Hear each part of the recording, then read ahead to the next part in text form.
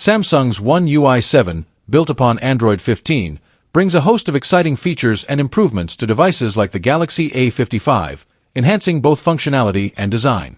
One of the most notable additions is the redesigned Now bar, a dynamic element on the lock screen that centralizes live activities such as music playback, countdowns, and timers, making essential information and controls accessible without needing to unlock the device.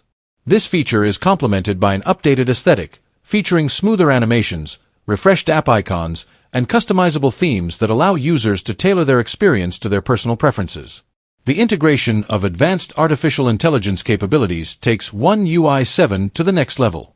The new Gemini Assistant provides context-aware functionalities, such as predictive text improvements, smart suggestions for actions based on usage habits, and seamless voice interaction for enhanced multitasking. Samsung has also introduced smarter battery optimization and memory management, ensuring that devices like the Galaxy A55 maintain top-tier performance throughout the day. For productivity, One UI 7 offers enhanced split-screen and multitasking features, allowing users to easily manage multiple apps simultaneously. Notifications are more interactive, with additional options to act on messages or updates directly from the notification shade.